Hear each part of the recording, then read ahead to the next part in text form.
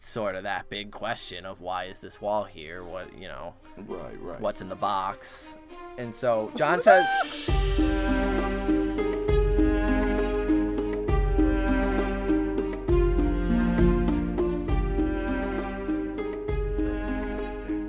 Crazy, whatever. I'm just going to jump right into it. What's up, guys? Hey, this is Brotherhood Without Manners. We literally just finished Season 8, Episode 1, about 5 minutes ago, not even. We're shook. I'm pretty shook. So welcome to an episode, a super special episode, the first of 7 it's looking like it's going to be. Yeah, roughly 7 episodes for the show while we're running through the season of the show. And yeah, welcome to Brotherhood Without Manners. We are normally a full spoiler reread podcast of George R.R. Martin's A Song of Ice and Fire series. But today we're just doing the show. We're a full spoiler watching podcast. Yeah, I guess that's the point. Yeah, we are full spoiler on the episode. We're gonna talk about the whole episode and what we just experienced. I need to just dive right in because we literally have not discussed a single thing since we we've been waiting till we hit record, and so. So yeah, it opened with the new intro. Yo, through the wall, straight through the that wall. That was amazing. Like, holy shit, it was unbelievable. And the craziest thing is that, like, maybe an hour beforehand, we were kind of talking about the intro. And yeah, what they were going to do, because we're not going to be all over the map this time. We had mentioned, do you think the intro is going to change? And really, I didn't think it was, because all through the seasons they've kept Well, that's the same. where I was at. And so, I was just kind of throwing out some bullshit and mentioned, maybe they'll just show all the various iterations and build up Winterfell from the inside out. Yeah. And then just to go to Last Hearth and see it fucking... it there and then shoot down the, so cool. I mean, as soon as it was funny because as soon as it came on the screen, we both were like, the intro. Yeah, I mean, we knew it. Like, just right and I'm sure that was the same plan for everybody. Yeah. Everybody immediately just saw the intro was different. So that immediately just got me hyped. And then what a cool, whoever the animators are for those intros have always done great. That's amazing. It's amazing to watch. Like the King's Landing part, watching those towers and those spires coming up. And the dragon skulls. It was amazing. Cool. And then going into the crypts of Winterfell, having that built, it was. Oh my god. It was so cool. But then it opens with the little boy we saw in the trailer running. And I really liked it because as he's running through the crowd to see the Unsullied and Dany and Jon arriving, he runs up on top of a cart. And then he jumps down it, and that's Arya climbs up on a cart, and then as soon as he jumps down from that, we get Arya watching him and just kind of smiling, like knowing that was her, super excited. And then I really loved that idea, that having Arya watching and not because you could see it as she sees Jon and Dany. Yeah, she wanted to stop him. She got so you could see the excitement in her But then eyes, I think, like you mentioned, her training, her sort of composure, that self-will she has, she was able to restrain So I do want to mention, because you mentioned it during the show, that it's the same music that Robert made. Yeah, they were arriving to the same thing. And like... just the callbacks throughout, and they really did a lot of the reunions grouped and in ways that were way more interesting than I was anticipating. Yeah, it was a lot of fun to flip through there. So because we weren't taking notes, we might kind of be back and flop. Oh yeah, definitely. This is going to be a little more freeform style. We don't have notes in front of us. We're just fresh from memory right now, just talking, hot off the presses. Talking. But I really, and speaking of that, I'm just kind of going to skip ahead because I don't know if this was the next scene or not. But I'm really disappointed with Sansa's character. Over the petty bullshit, will they, won't they? Like, I was really hoping that Sansa was going to be able to just accept that they need the help, and Jon made it a judgment call, and it was the right one. And so, I'm kind of over Sansa's character, and unless something drastic happens, I don't care what happens to her the rest of this show, because I'm over. They just did her trying to argue with Jon about these decisions, and even Bran, like early on, I love that Bran said, "There's no time for this shit." No like time for when this. They're doing the introductions. What drives me crazy is that she has an out already. Because the second that, if everything goes the way that it should, with Jon being revealed now as Aegon the Sixth of his name, Lord Protector of the Realms. Oh my God, we got that this episode, She's just gonna be like, oh well, then you're in charge anyway, so you are the king. So pardon Beric at the door. He's very upset Ghost wasn't in this episode, so he's been upset since the episode was going on. Pissed. He got in a lot of trouble during the episode. But yeah, like, I just feel like she has that easy out now that Jon's gonna be named king, and it'll be like, oh, cool. So it doesn't matter that you knelt before her because you're.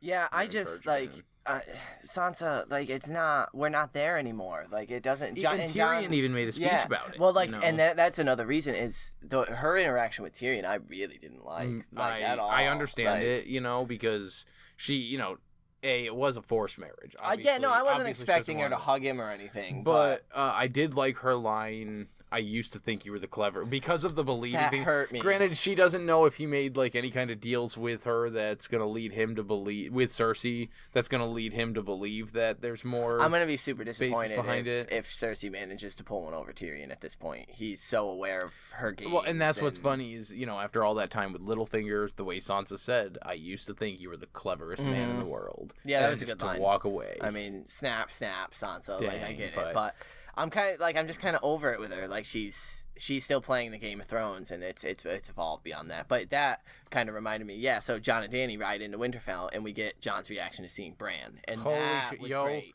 That wrecked me. Yeah, that one actually hit harder than I thought. He got super excited. You could see it on the horse, and he ran off the horse and ran up to him and hugged him. And you're a man now. You're a man now. And he said, almost. Of all the lines. And then speaking of that Stark brother, Bran was kind of creeping on a lot of me. Like he was eyeing Tyrion. I really liked so he obviously knows that Tyrion did something with Cersei. He knows whatever that shit was. Yeah. Whatever Tyrion. Oh, you think it's that? Because I wasn't sure if it was that he's seeing. I'm thinking that because.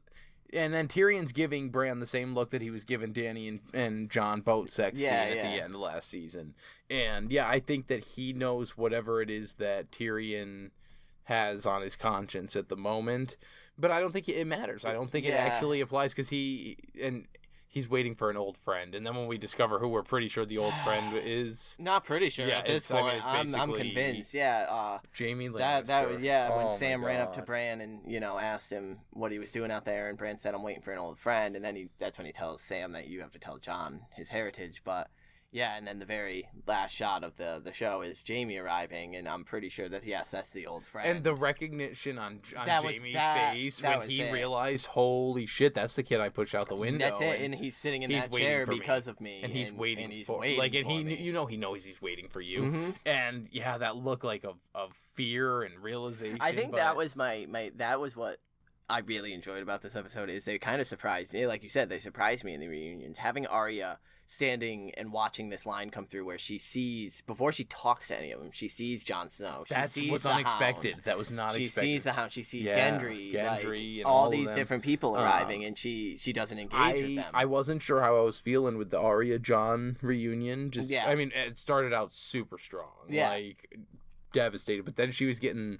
Granted, I really did like the Arya sass. I liked the way she said, actually, that Sansa is the smartest person she's ever met. Yeah. So, I think Arya kind of has the point at this point that we got to be the wolf pack, and Jon, you are kind of interacting with an outsider. I know I just gave Sansa shit for this, but Arya's not hating on Jon. She was super excited to see him. She's just warning him as this, we need to be cautious here. Like, remember that you are our family first, and sort of that thing. So Arya... And again, that's Arya and Jon's relationship, as we know in the book. What a great, when he says you still have it, and she pulls needle out, And he asked her if she's had to use it, once or twice. So I'm super excited for Jon to get to see what she can do. That's it. That's where I'm at. I want Jon's Littlefinger response when he first sees her fighting Brienne, doing some cool shit. I really enjoyed the... when we've got sort of the gathering of them all, and Jon asks where Arya is, and Sansa just says lurking about. Yeah, she's somewhere. She's out and about. And that's her Arya's thing throughout the episode, because she shows up when the Hound is getting that battle axe crafted by Gendry. Well, it's funny because that's reminiscent of her from the first episode. Oh yeah. Isn't that what Kat said to Ned in the first episode? Catelyn asks Sansa where she is, and Sansa just shrugs. I don't know. Yeah, so and pretty much this the same time thing. and so nothing's changed. But she's out scurrying. Yeah, Arya. And then so she arrives when the Hound is getting his dragon glass battle axe. Yeah, fucking weapon. And of course, the Hound's being the Hound about it, which is great, and just giving Gendry shit. And then Arya arrives and sort of tells him to shut his mouth, and it was intense, actually. I really liked that reunion. Well, yeah, he seems like he was like, you're a cold bitch, but then it's probably why. You're well, still that alive. as soon as he said you're a cold bitch, aren't you? That's when I was like, okay, like he's proud of her now. Like that's why. Well, I was because I really wanted, basically he scoops her up and hugs her type deal. Yeah. But the Hound can't do that. No, that would that's never not happen. The Hound. Yeah. And so that was that. And then Arya and Gendry, I think I think a There's romance. some sexual There's tension gonna there. be something there. Those shippers of those two are in for a treat. Especially that little look Arya Except gave him on the... Gendry's dying, man. Yeah, I would believe it. Gendry's done. But their reunion was good. It was nice. It was adorable. Are you kidding me? Yeah. How adorable. So and she wants what did you think that was, a bow staff or something crafted? No, I thought it kind of looked like a dagger or something that had a retractable blade or something. Maybe it was like able to be removed or something like that. She's Assassin's Creeding this shit. Yeah, like maybe she's getting something like that because I didn't see like a chain or anything, but it did look like it was 2 parts. I don't know. At some point, I'll go through when it's. And slow it down, and I'll actually pause it on that diagram to see what it is. But if I can't find one online, because I'm sure someone's already screenshotted it at this point. Yeah, no kidding. Yeah. I know we're all over the place. I'm just hyped. I thought this episode was great, except for the Sansa bits. I didn't really like them. The John riding a dragon for like. So I loved his how off-put he was. John's reaction was great the whole time. Yeah, I think Kit Harington sold that great. It was so. He was so startled and didn't know what to do and wanted to enjoy it. Even when he was riding, like you could see. Yeah, you could see. He's well, trying and to then hold on. I wasn't sure, but it looks like at one point he's actually managing at to the end. Yeah, he starts. That's why he directs it down to the waterfalls. I thought. Okay. That's how because she was like, "What's he doing?" And then the waterfalls. I immediately thought of Ygritte when Dany said, "We could stay here for 1,000 years," and Ygritte literally said, "We should never leave this cave," type thing. Yeah. Like so. I don't know if that was a callback, but it felt like one to me. And then I just thought that was a nice scene. I actually do like them as a couple. Like it's believable. Really and then they were doing the dogs watching you have sex. That over the was amazing with the dragons. And then he opens his eyes the second time and he's just fucking grilling them. I can't wait for the Drogon memes of that look. Because that look was fucking great. It was primo. I need to get that picture. The shots were beautiful. Like them flying over Winterfell in the north was fucking amazing. That was hitting the trees. Yeah, I was getting goose pricklies. Like that was amazingly shot. So let's head south for a minute and talk about some Cersei. Yeah. So Cersei gets word immediately. That's the first scene we get with her is that she gets word that the wall has fallen. And she says, "Good, because she's still being a bitch." She still doesn't understand. She still isn't. And Qyburn even kind of looked a little concerned at that. Well, because he saw the white. Yeah. She did too. But like in the way that like as a scientist, as a freaking alchemist, or whatever the fuck like a Dr. Frankenstein, as a necromancer, or whatever the fuck he's doing. Yeah. No. So then we got onto we saw the Golden Company has arrived, and we got a little bit of Euron and Asha. She's in the show. Who the fuck is she in the show? Asha, Yara. Is it Yara in the show? And yeah, it's Yara. It's Yara and Euron. I didn't care really what their conversation was. Apparently, Euron's bored. Whatever. So I have to say that Yara and Theon's conversation I really liked it. I liked the way Theon just rescued her in this episode and done. I did not want Theon to have any kind of screen time in this season. I liked what they did with him. And then also with the conversation they had, Euron is in King's Landing with his fleet. There's no one protecting the Iron Islands. Let's have a place that's in like. There's been a lot of debate about if Winterfell falls, where are they going to retreat? And Pike is obviously sort of the first thing you think, but then sort of the last thing you think as well. So, like, I really like that Yara is going to go and try to set this up for Dany and Jon to retreat to, which I think is going to definitely come back, like, in a couple episodes. Yeah. And then I really liked that she immediately sensed you want to go fight for the Starks. And as much as I hate Theon, as far as his redemptive arc, for people that do like him and you want to see that makes sense. Like, he needs to be at the last battle. He needs to do to make up for everything he's done. He needs to be there fighting. He's got to die. And so that's cool. And then I really liked the "what is dead may never die," but try to kill them again anyway. That was a nice little twist on their housework. Like so I agree. I really enjoyed what they did with that because I didn't care for Theon. So then Harry Strickland and Euron. So Harry Strickland, whatevs. Nothing against the actor or anything, but like I just introducing a new character this late into the series, like whatever. I don't want you to waste. And they didn't. They gave him maybe a name, and he the Golden Company doesn't have nearly the resources. The elephants, the fucking elephant. I feel like that was the showrunners being dicks about the audience, like because we were Cersei. We're like, I really wanted those elephants, and then when she finds out there were no elephants later on, she's like, damn, I really wanted those fucking elephants. I think that was just a joke to the audience, but yeah, they kind of one and done him, which is fine. Good, put him away. I don't care. Euron and Cersei. This when she was in her throne, it reminded me of season 6. It looked exactly like, or season 7, where he was doing his shit in front of, like it was almost, it almost looked exact. Like I was like, we've seen this before, and then she invited them back, which really surprised me. So I almost was expecting this Euron to be the first major death of the series, and her to, like, I was kind of hoping that because I'm over fucking show Euron. Yeah. And so I was kind of hoping it was Sir.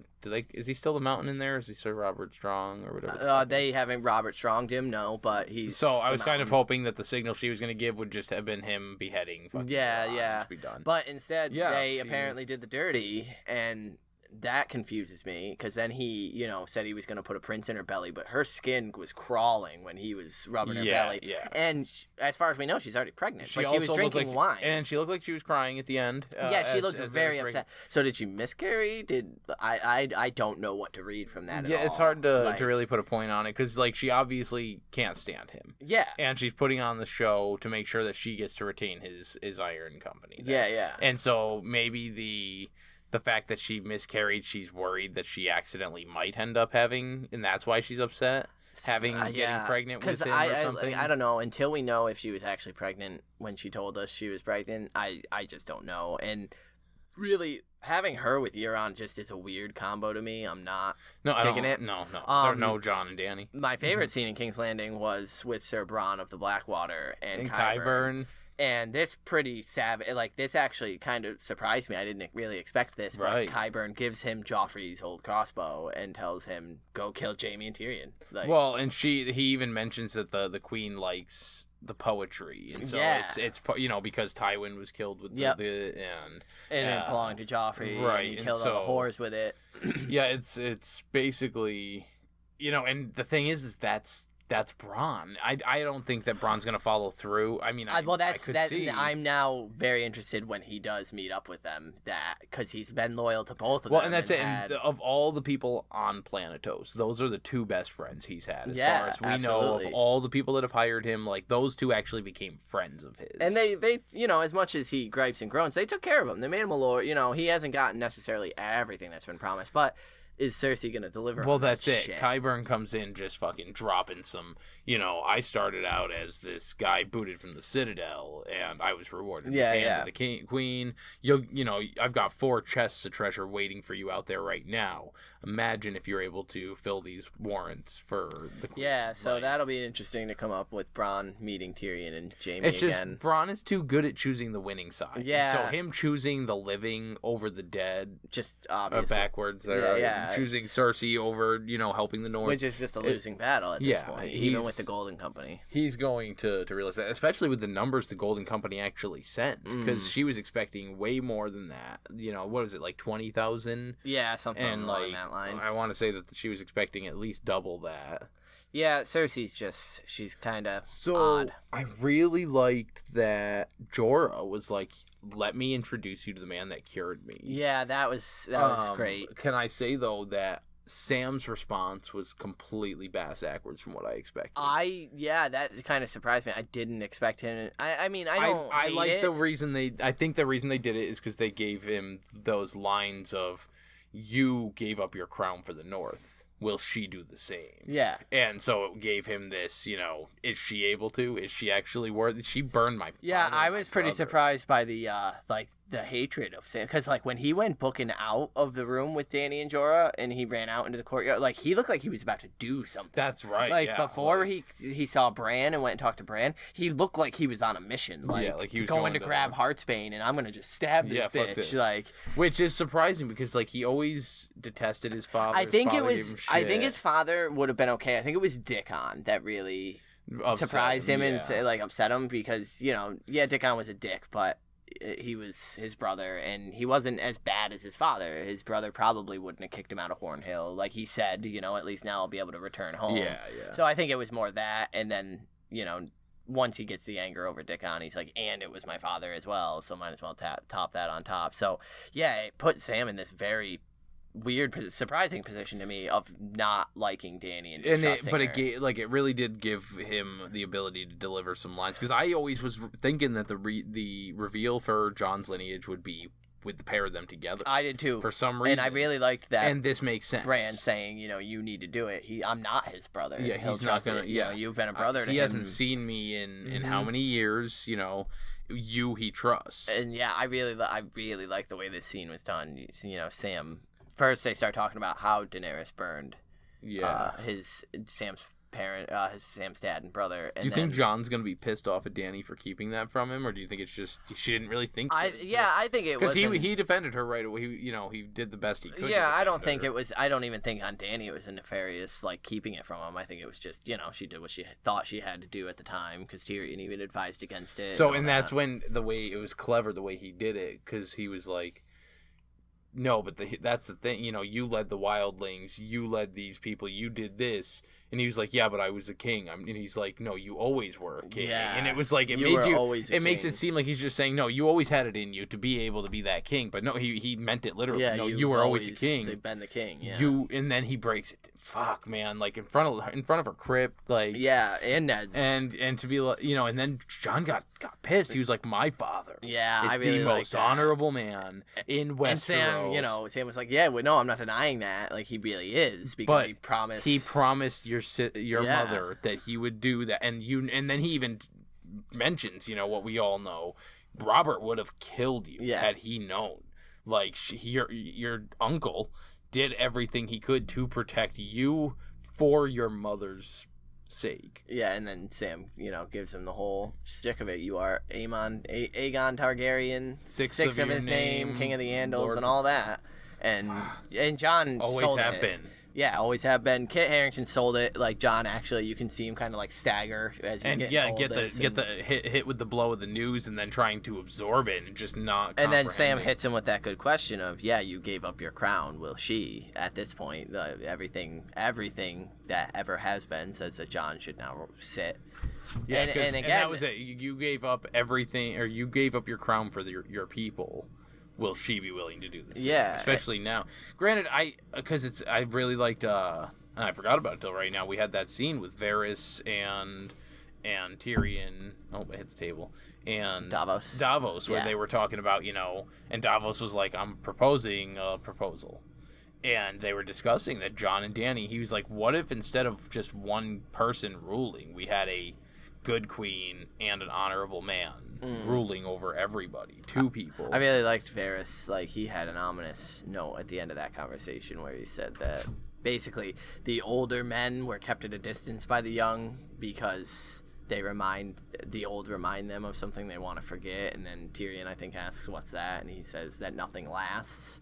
And so I think that's kind of, I think that's talking about this first episode. Yeah, everything. This is the quiet. I mean, well, even Jon and Dany's relationship, they're getting together at the start. Do you think of the Great it's War. because Varys knows something about their relationship? I think Varys is just always, looking at the bigger picture, and he knows that right now they've got an army of the literal fucking dead bearing down on them, and Sansa doesn't seem to be a fan of Dany, so there's that tension, and then Cersei's in the south. So I think Varys is just big picture in it, that everything is about to change. Like, there is no denying that. They have an army of the dead that just breached the wall. I mean, the world's already changed. The wall is down. I think Varys is just big picture in it. But I did love that little trio walking around Winterfell. Yeah, that was interesting. So we also got to see Tormund and Beric, and oh my god, this part. They were at Last Hearth, I believe, and so again, So before I jump too far, they go walking into Last Hearth. What we appear to decimated. No, we know it is Last Hearth. Yeah. So it's the Umber's stronghold. It's the closest castle to the wall.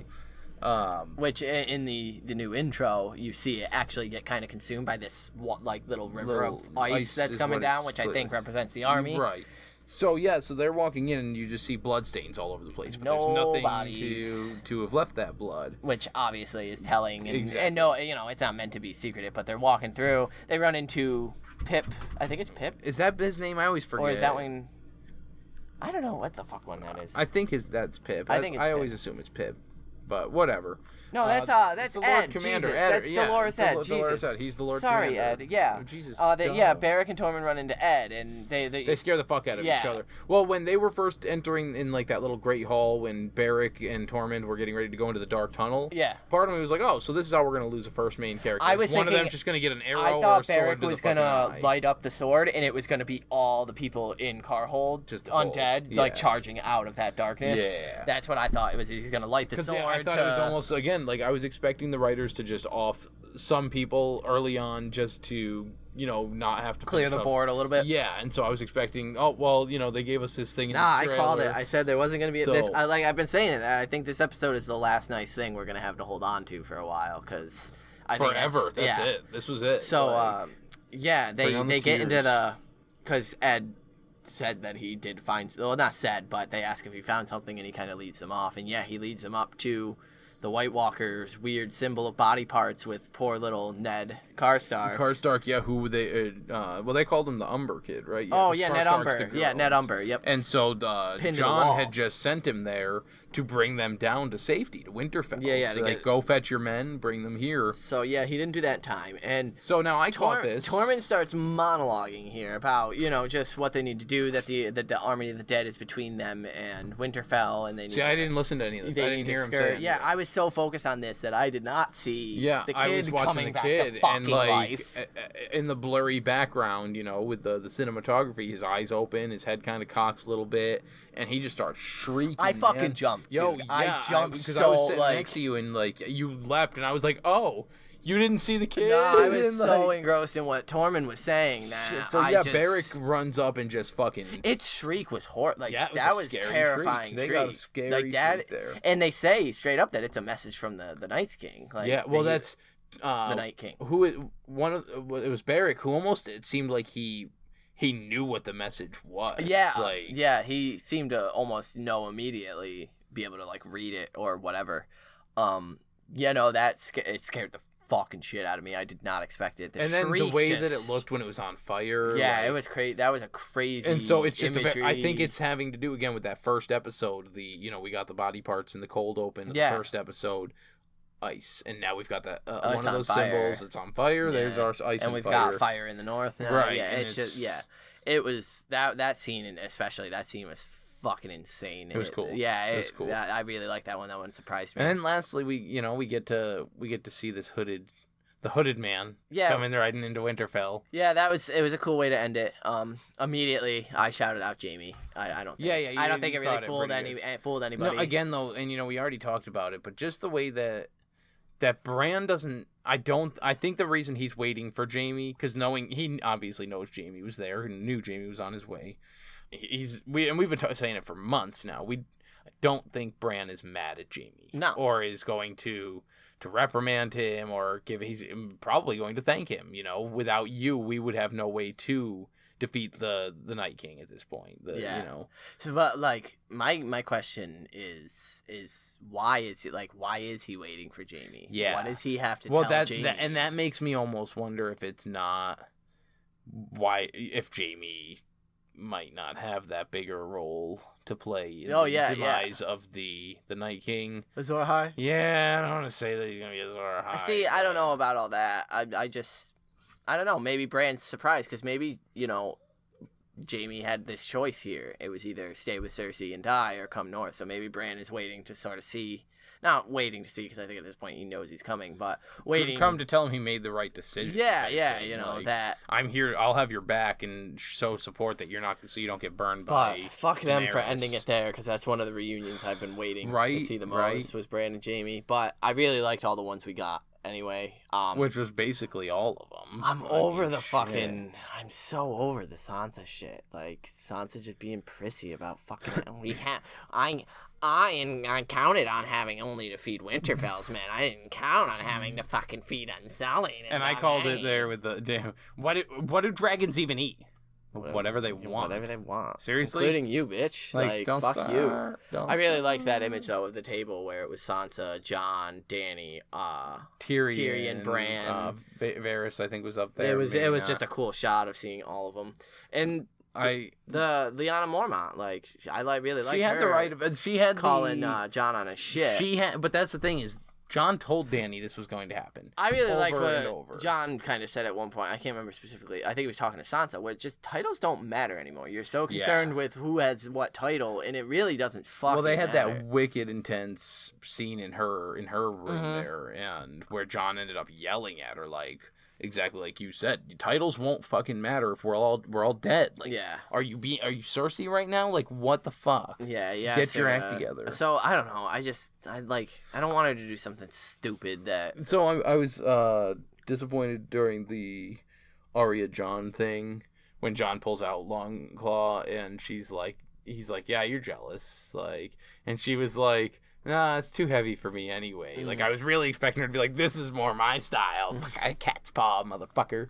Yeah, I'm really hoping for, like, a sparring session or something. That would be cool, because, like, he really is one of the best swordsmen. Yeah. Like, and they showcase that a lot, that he knows how to fucking handle himself.